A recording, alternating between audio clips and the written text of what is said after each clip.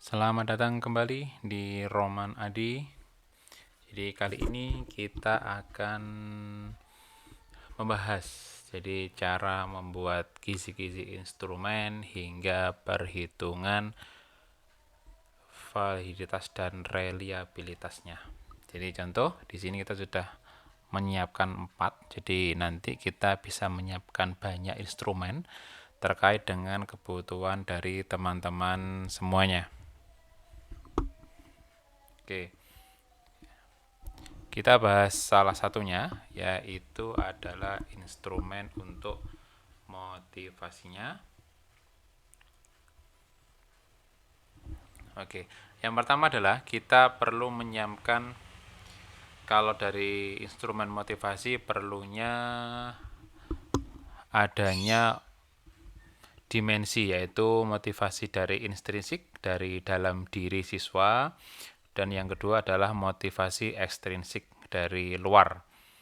Contoh, kemudian di breakdown atau dijabarkan indikatornya adalah intrinsik, aktivitas belajar yang tinggi, tekun mengerjakan tugas, dan ulet. Ini dari dalam diri siswanya. Kemudian ekstrinsik, adanya informasi dari guru, umpan balik, dan penguatan.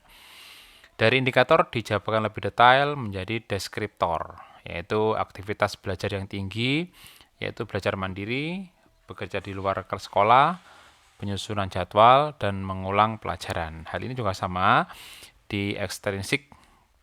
Dari indikator informasi dari guru, dijelaskan tujuan belajar, menulis hal yang penting, dan seterusnya. Kemudian kita jabarkan dari masing-masing deskriptor ini menjadi nomor butir soal 1, 2, 3, 4. Semua dari deskriptor ini harus ada minimal 1. Kemudian dari sini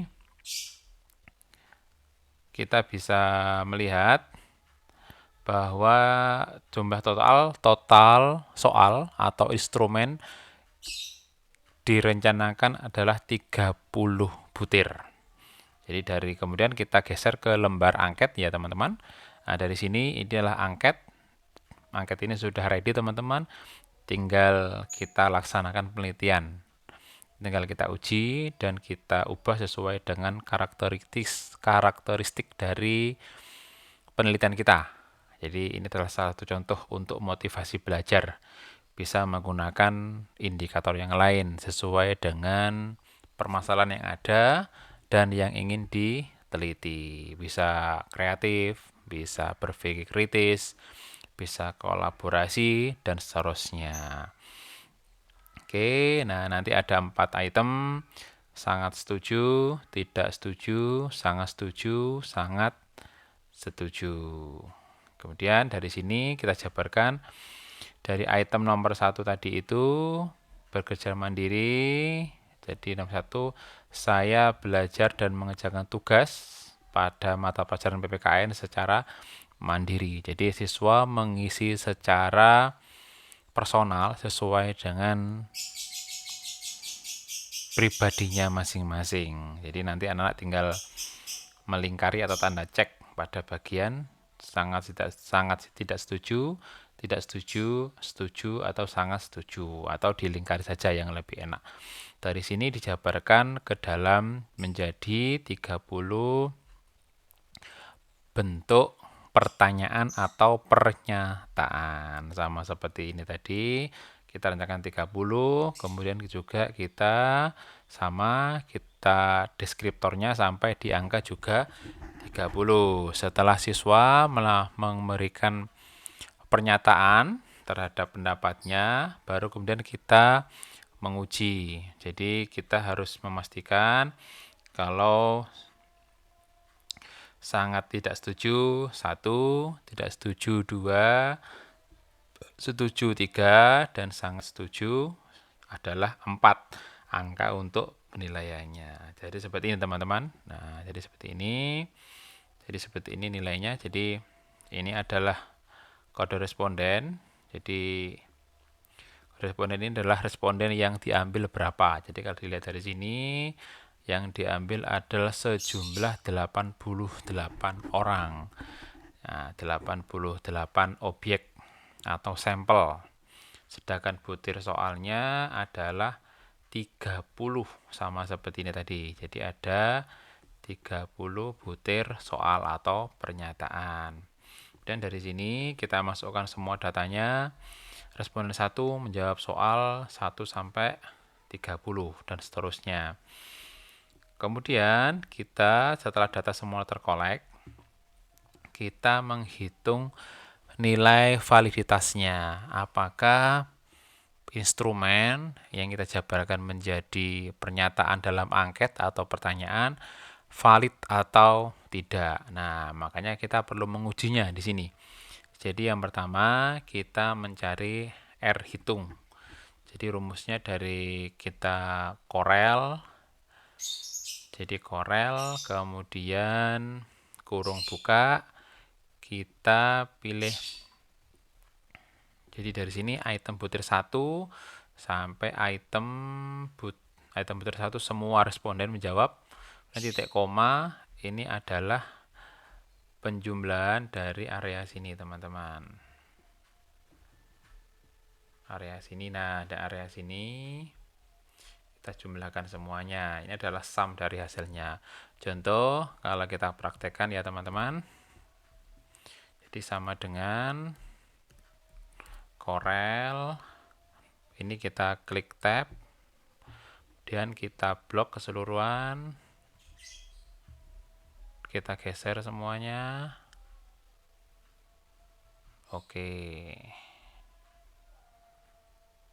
Oke, kemudian titik koma. Kita geser sebelah sini.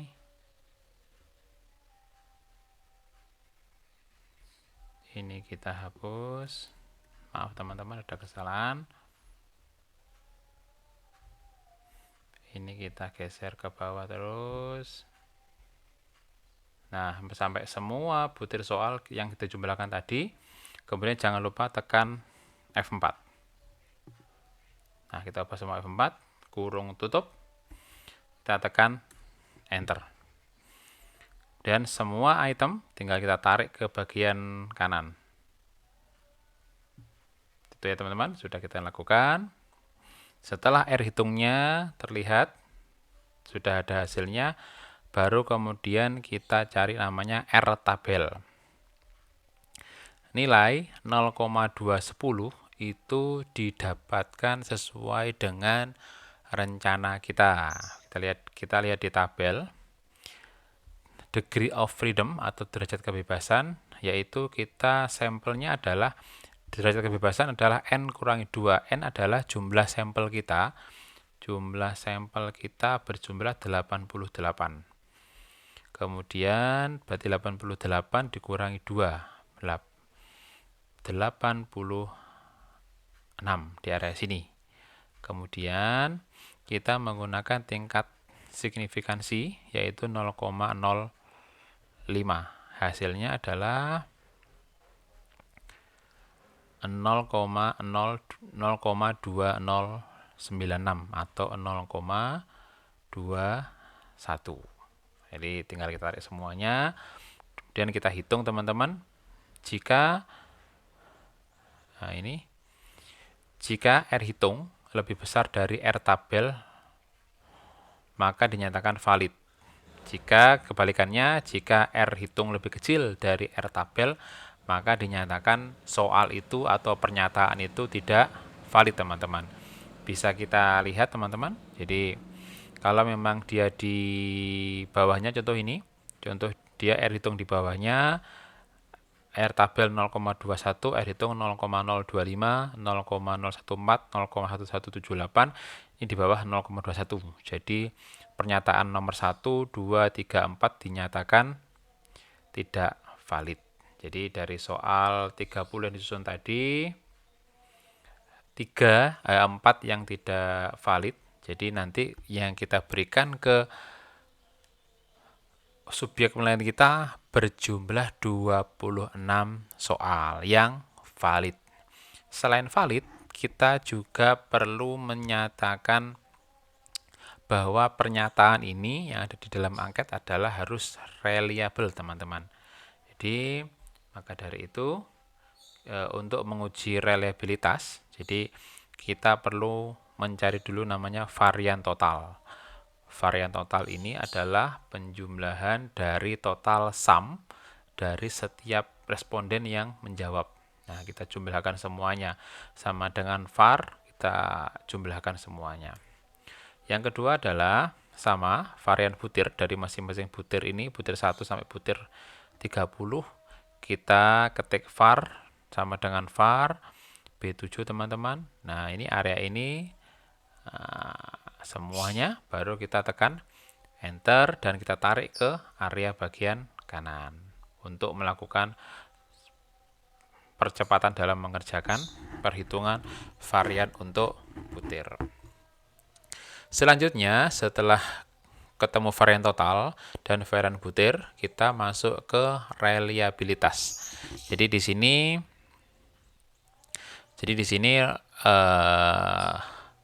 kita masukkan rumusnya. Jadi C9 N itu dibagi N kurang 1 dikalikan varian butir dibagi dengan varian dari coba ini.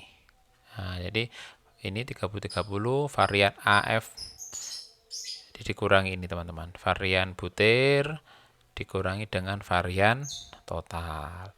Kemudian kalau kita enter, ketemu 0,676356 dengan R tabel untuk reliabilitas.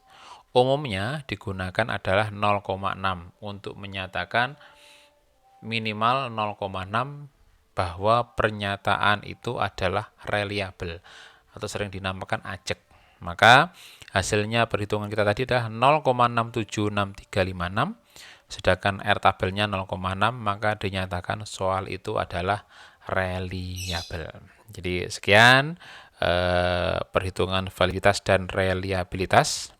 Jika memang membutuhkan bantuan dari kami, monggo silahkan klik di deskripsi. Kami akan bantu. Sekian dari kami. Wassalam.